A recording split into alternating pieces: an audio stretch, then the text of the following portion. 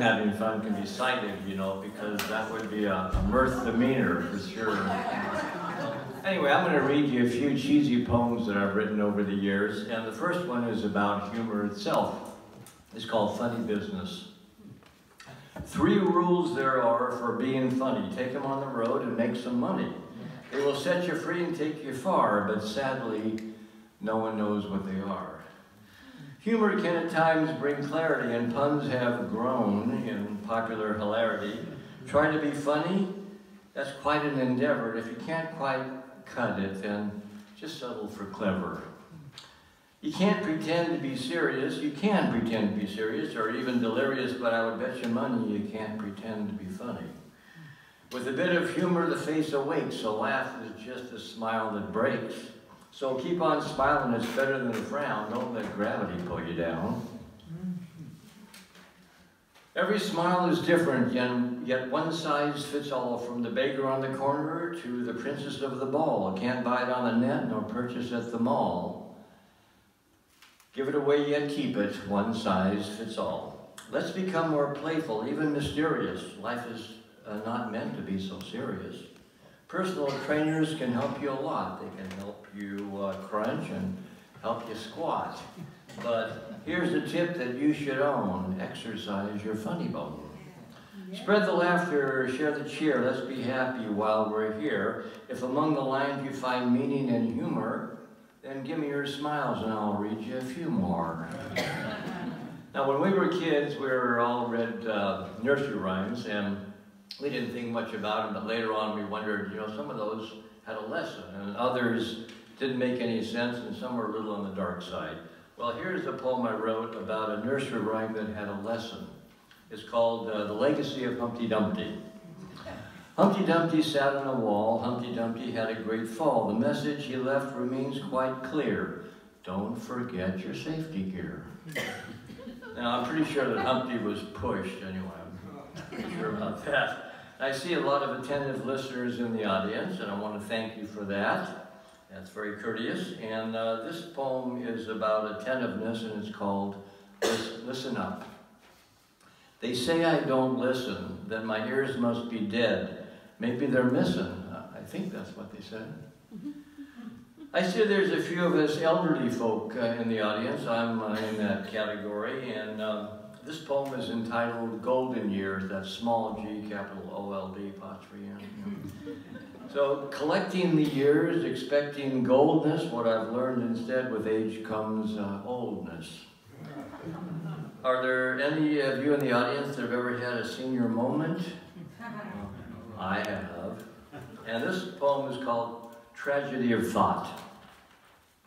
A thought crawled up my mind just now, then slipped and met demise. It hit the floor, a deafening cow, then lost its shape and size. A problem to solve, my brain is quite lax. Let's let it evolve, don't confuse me with facts. Mental decline, what's one to do? I've forgotten today much more than I knew. We don't need to have brains to be thought wise, but smarts without wisdom is like a burger without fries. Minds like flowers bring us to light. They open up wide when they see the light, so let's keep our minds open, this I count, but not so open that your brains fall out. Knowledge is power, but power corrupts. I think I'll stay stupid. Let's see what erupts. Ignorance is bliss, and I'm overjoyed. Mind ain't working, it's unemployed. I could seek genius status, but clearly I'm not eligible. Perhaps I should just try to be intelligible. Here's a blatant truth to which I can attest. When my brain is mediocre, I'm at my best. So has anyone here ever had evil knock on their door, and were you tempted? Not a one. Liars. Well, here's my suggestion regarding temptation. When a group of evils knocks on your door, invite the one in you haven't met before. Actually, I can resist anything except temptation. So, have you ever opened the refrigerator and not been able to recognize some of the items because they've been in there so long? I have. This poem is called Leftovers. So, a meal of leftovers that you want you so, if it crawls from the fridge, let it go.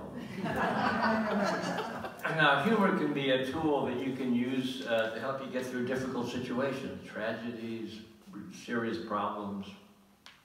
And I think it's right up there with the tools of strong philosophy of life and a strong, loving support group.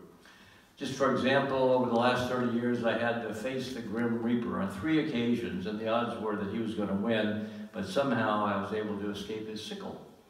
And just with luck, or maybe it was because I kept complimenting him on his hoodie. But each time you have to kind of think, well, certain thoughts that are unpleasant, like what are you going to do with your body after you croak, you know? So I'm a list maker, so I had this short list going. And I thought, well, first of all, I could have it taken over to the Novato City planners that have been hassling me so much about my studio and my property, so I could have it deposited in the reception area. And if I were above looking down and you can see their expression, I know I was in heaven, you know? And I could also have it dumped in the favorite dumpster that I like to dumpster dive in, and I'd feel right at home there. But then I was thinking, you know, if I had myself cremated, it would be the only chance I'd ever have to have a hot smoking body. And it would be the last chance to ever make a complete ash of myself. And I'd be able to rest in pieces. So now that I'm currently dealing with the Grim Reaper for the 4th time, and he's real close, and he's sharpening his sickle, and he has no room for any compliments, I had to make a decision. I made it with this poem. When I die, I'll keep my conviction and leave my body to science fiction. So in today's busy world, we often have to be multitaskers, and I see a number of multitaskers in the audience, and the king and queen of multitasking are Daniel and Irma. No question about that. So I've written a short poem about my personal skills as a multitasker. I am a multitasker. I take it to sublime. I can screw up lots of things at the very same time. Now, money or lack of it can also be stressful, and humor can help you deal with that issue too. This poem is called Poverty. All my money I did lose, poverty I tasted. Women, I spent the most on women and booze, and the rest of it I wasted. So I'll leave you with one final thought with this poem called Play. Regarding humor, here's your thought for the day. Don't play serious, seriously play. Thank you.